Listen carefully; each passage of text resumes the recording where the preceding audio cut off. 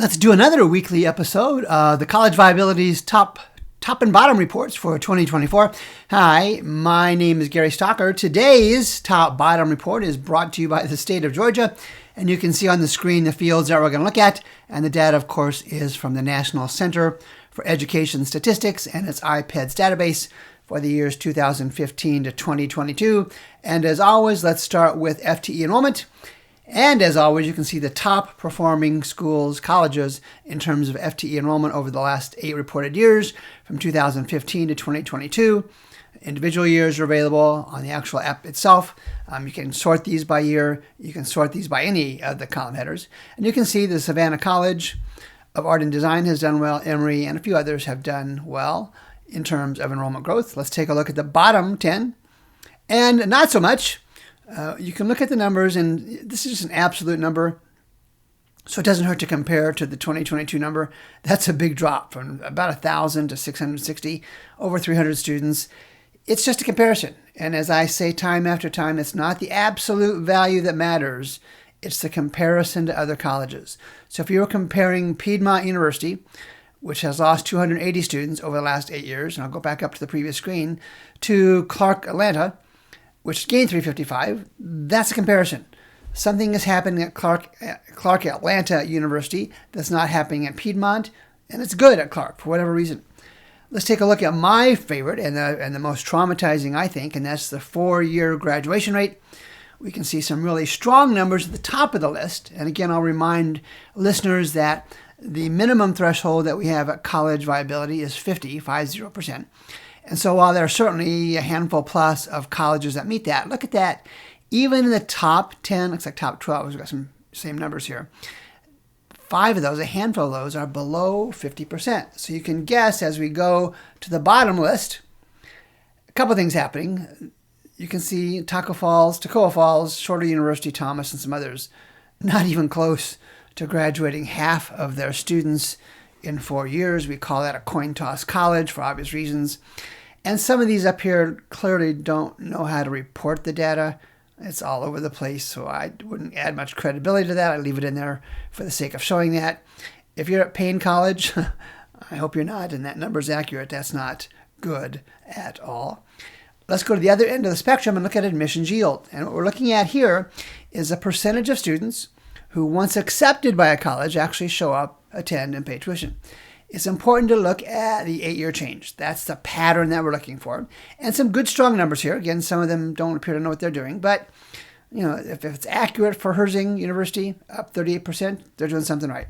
Up 12 points for Reinhardt, and Emory up 10. Bruton Parker, I don't know what's going on there. Some decent numbers for some of those. But it's just, you look at all the data to draw the conclusions. As we go to the bottom list, in every single case, the top 10 or 11 decreased admissions yield, and I call it the popularity indicator for obvious reasons, decreased yield across the board. Now, this is not unique to Georgia. This is common across colleges throughout the nation, and it's a combination of things. Students are making other choices after applying, clearly. And I also, this is pure speculation on my part, believe that a lot of students are applying to college or colleges, more than one, and not going to any of them. And that's, of course, going to lower the admissions yield for a larger number of colleges. Let's move on to percent admitted, and that's really a reflection of selectivity. And nothing really alarming here. When you get over 80%, you're not very selective at all. So a couple of these colleges, you can see the names, are essentially admitting anybody with a heartbeat. My definition, not theirs. And you can see that really Covenant, now that I look at that, those are some outrageously high numbers. That's really accepting anybody who applies almost. That's not a good practice. And where you see that reflected is the graduation rates. If we were to go back and look at the 4-year graduation rates for Covenant and Truett McConnell, they're going to be low. They're going to be really low. Let's look at retention, how many students stay. Some good numbers here. Emory, of course, one of the top colleges in the country. Some really strong numbers here. Again, it's a comparison that matters. Look at the bottom 10. It says top, that's wrong. It should be the bottom 10 for retention. And again, that's a really bad number, 36 for Thomas University. Not much better at Wesleyan College, LaGrange, Payne, Toccoa Falls. If they're only retaining 6 out of every 10 students that started, as something going on that's not good. And then finally, we look at something called unfunded institutional grants. And this is essentially the discounts. They're often called merit aid. It's often called many forms of scholarships or just discounts. And this is essentially the dollars that, the unfunded dollars that colleges offer students just to get them enrolled.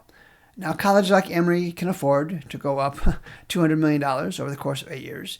But some of these others are spending a lot of unfunded resources. There's no actual dollars behind discounts. It's just that same kind of discount you and I get for cars and clothes and computers and that kind of stuff. It's concerning when some of these more smaller and more financially troubled colleges are giving away so much of the store just to get students enrolled. And so finally, what do we do with this? There are 30 regional and religious private colleges in Georgia, and I posted the top and bottom 10, depending on ties. And the full version of the 2024 Private College Viability App will let you compare all the private colleges in Georgia in any form or fashion that you want, depending on which version of the app you purchase. So as a student or a parent, focus on the stronger private colleges in Georgia. And for those colleges that are consistently in the bottom list, I believe they should only be considered with aggressive questioning. For example, why did the enrollment decrease so much? Why is your endowment so low? What have you done to improve your graduation rates? It's one of those scenarios where you want to let the buyer beware. Make sure these colleges are answering your difficult questions. Because I can make the case, and I do every time I do one of these top-bottom reports, a bad history with enrollment and graduation rates and retention and admissions yield and endowments is a bad future in almost every case. So we'll do it again next week. If you have questions or specific colleges or regions you want me to focus on, send me a note at Gary@College Viability. That's collegeviability.com. I'll be happy to put that on the top of the list and add those to next week's version of top bottom reports from the 2024 Private College Viability App. My name is Gary Stocker.